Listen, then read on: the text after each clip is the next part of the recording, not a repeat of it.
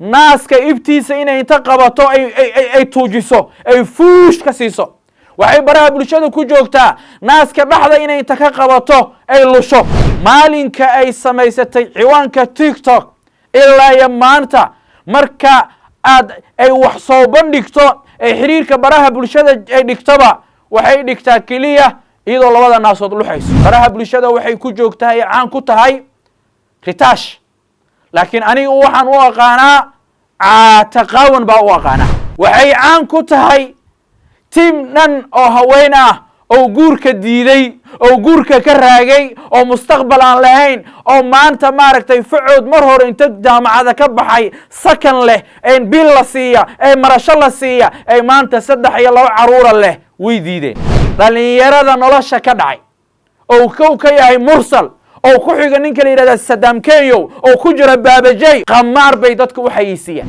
Saddam oo buumo wato oo dabagaab wato oo cooradiisa asturi waayay ayaa maalin walba wuxuu dadku u xayisiiyaa barnaamijka qamaarka sheeko kale ninka la yiraahdo ee madaxa wax ka xiiraan ugu karamaaye ee weligii aan u il saarin asoo timo leh ee maqasta isla daba joogay sakeenta ee dabagaabka wata iyo tiimkiisa waxay xayisiiyaan qamaarka maalinka jumcahana qamiis iyo wuxuu gashtaa goofi warma culimada la weydiiyo barnaamijkan wuxuu yahay ma xalaal ba ma sawa xaraam Bilaal Bulshaawi raali noqo adiga iyo tiimkaaga hadii baraha bulshada aad xakamay weysayn inta faraha badan ee xumaanta ku gudbisa aad qaba weysayn amba aad la tali weysayn amba aad daliili weysayn umadu way baabaaday gabdho badana baraha bulshada laga wareystay waxay dhaheen secondary aan kaga tagnay waxbarashada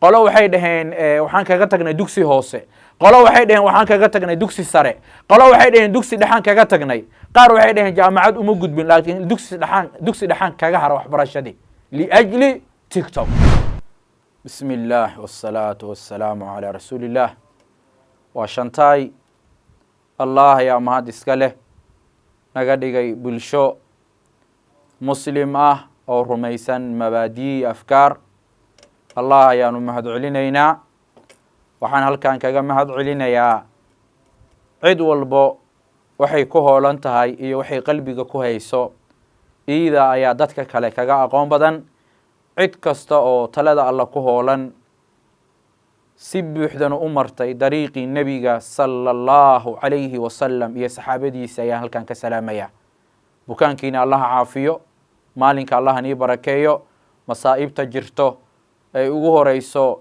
maaragtay bushi iyo baahi allah ni garamari maanta waxaan wadnaa nin walaalkeey ah oo daa'iyar oo dadka aan jecelahay kamida oo la yiraahdo Bilaal Bulshaawi sawirkani muuqdo waa Bilaal Bulshaawi Bilaal cimri dheer oo caafimaad leh oo cibaado suuban la Allah siiyo cadow badan buu leeyahay inayna arag baan ilaahay u weydiinayaa Bilaal waxaan rabaa maanta inuu iga qaato maadaama baraha bulshada dadka shakhsiga kaliya ka duwan aan ahay ee aan ku joogo hadal diiran oo ku salaysan run ay kamaran been iyo maaweelo ayaa waxaan rabaa inaan Bilaal la hadlo Bilaalow dawladda waxaad ku taageertaa wareegtadii iyo wargelintii xal ka soo baxday wasaaradda isgaarsiinta iyo tiknoolajiyada oo sheegtay qamaarka loo yaqaan 1xbet iyo TikTok iyo Telegram intaba inay albaabada iskugu dhufanayso aniga shakhsiyan waan soo dhaweynayaa waxaan kaloo soo dhaweynayaa haddii dawladdu ay ka dhabayso ay 3 guri iyo 3 meel oo xumaanta iyo sharmuutanimada iyo qaawnaashada lagu faafiyo ee dhaqanka muslimka iyo dhaqanka islaamka iyo dhaqanka Soomaali lagu yaqaano ee bulshada muslimka ay dunida ku nool ay kaga soocan yihiin oo ah dhaqan aad u qurux badan oo lagu yaqaano haweenkooda ay kaga gaar yihiin haweenka dunida ku nool Bilaalow tiktok waxaa ku dhintay mustaqbalka haweenka soomaaliyeed. bilaalow waxaa tiktok ku waxbarasho beelay oo waxbarashadii ka haray tiktok daraadii hablo aad u fara badan oo halkan aan kusoo bandhigi rabno. bilaalow tiktok wuxuu noqday meel lagu sharmuutiyeysto, meel la isku qaawiyo, meel diinta lagu caayo, meel allah iyo rasuulkiisa loogu gafo, meel anshaxumo oo dhan ay taalo u noqday. bilaalow maadaama aan nin dhalinyaro aad tahay oo muslima, diinta xil baa kaa saaran. ha eegin 5 qofood ama 15 qofood oo baraha tiktoka dhaqaale ka samaysa, xayisiis ka samaysa oo ku nool. inta aan waxba ka samaynin ayaa badan. gabdhaha 3 gabdhood baan soo bandhigaynaa. gabadha ugu horeyso waa gabadha keliya ay xarakooto, ay ku xarakooto qawnaashada. sawirka nii muuqdo waa gabadhan, waxaa la yidhaahdaa caataqaawan baa la yidhahdaa.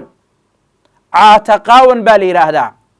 waa gabadha keliya ay si xurnimo leh ku xarakooto isqaawin, maryaha gurigay soo dhigataa. waxay baraha bulshada ku joogtaa wax kasta oo islaamka xarimay oo allah iyo rasuulkiisa ay diideen ayay ku dhiirataa. waxay caan ku tahay tiim dhan oo haween ah oo guurka diiday, oo guurka ka raagay, oo mustaqbal aan lahayn, oo maanta maaragtay facood mar hore inta jaamacada ka baxay sakan leh, een bil la siiya, ee marasho la siiya, ay maanta 3 iyo 2 caruura leh way diideen. lacag aad u fara badan baa soo gasha, marna Nairobi bay aadaan, marna Hargeysay aadaan, marna Djibouti bay aadaan. waa gabadha sawirkeeda nii muuqdo. baraha bulshada waxay ku joogtaa ay caan ku tahay ritaash, laakiin aniga waxaan u aqaanaa caataqaawan baa u aqaanaa.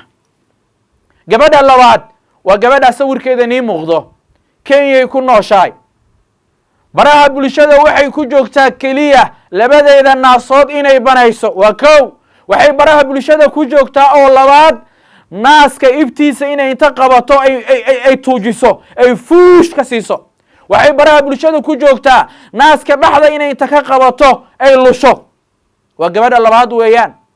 gabadha saddexaad, maalinka ay samaysatay ciwaanka tiktok ilaa iyo maanta marka ay wax soo bandhigto, ay xiriirka baraha bulshada ay dhigtoba, waxay dhigtaa keliya iyadoo labada naasood luxayso. bilaalow gabdhaha maanta walaalahood hadday xumaanta ka reebi waayeen, hadday waalidkood xumaanta ka reebi waayeen, qabiilada ay ka dhashaan hadday xumaanta ka reebi waayeen, waan soo dhowaynaynaa wasaaraddaas inay hooshayda ay gudato, ay tiktoka iyo telegramka iyo qamaarka ay xayisiiyaan dhalinyarada nolosha ka dhacay. oo kow ka yahay mursal, oo ku xiga ninka la yidhahda Saddam Kenyo, oo ku jira baabajay. qamaar bay dadka u xayisiiyaan. culummada muqdisho ku sugan nin inta u tegey barnaamijkan xalaal miya amba xaaraam miya nin weydiiyo ma jiriyo.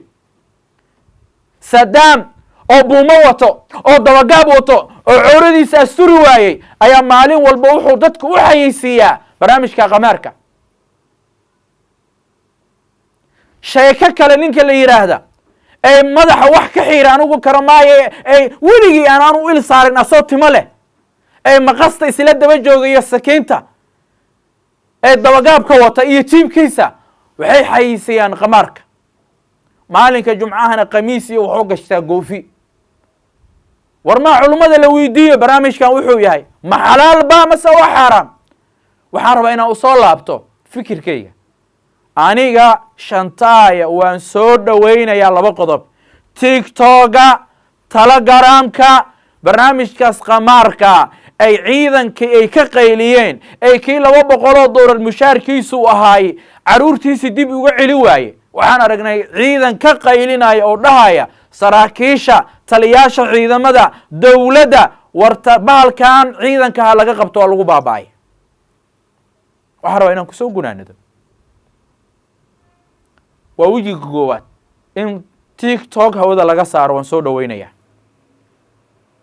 waxaan kaloo soo dhaweynayaa telegramka in hawada laga saaro. waxaan soo dhaweynayaa qamarka in la xiro. waxaan kaloo rabaa wejiga labaad in loo gudbo baraha bulshadu inay dawladdu koontarosho. dawladdu waxaan rabnaa ilkihii dawlad lagu yiqiin inay la soo baxdo. nabiga sallallahu alayhi wasallam suuratul jumuc ilaahay markuu tilmaamayay bicfadii nabiga sallallahu alayhi wasallam wuxuu tilmaamay inuu dunida nabigu uu ahay nuur. mana ilaahay baa wuxuu u mana sheegtay dadkii xilligaa noolay maka iyo madiina iyo daa'if ku noolaa ayuu ilaahay wuxuu u sheegtay mano. markaasuu wuxuu yidhi wain kaanuu min qablu lafii dalaalin mubiin.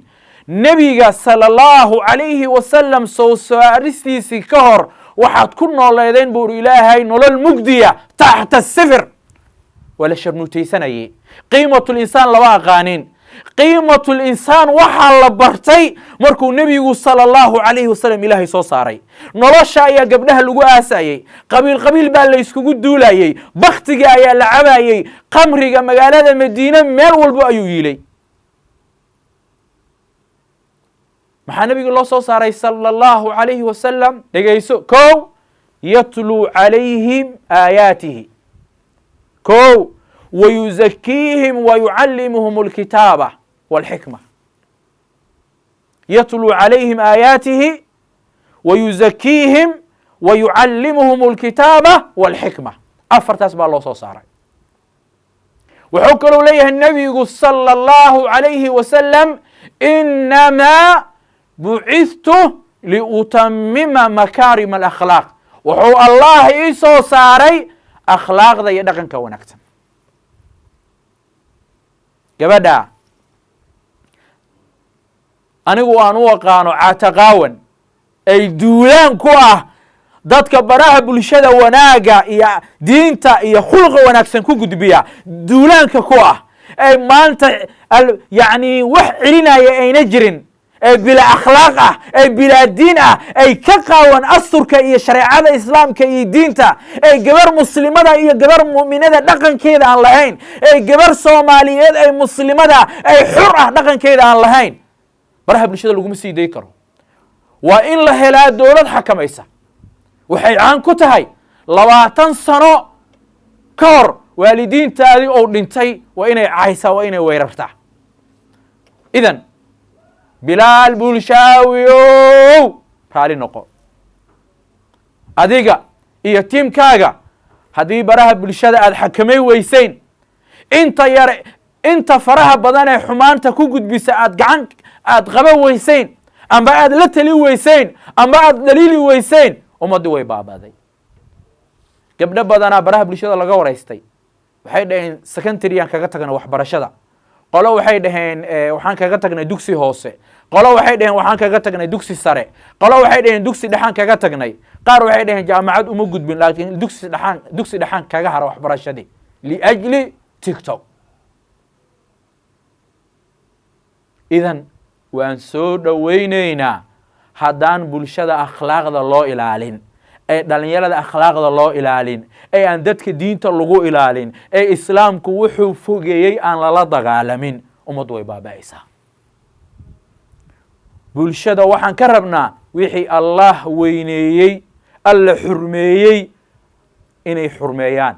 wixii allah ou ihaaneeyey ou ilaahay ou liiday oo allah iyo rasuulkiisa ay liideen bulshadu inay liido.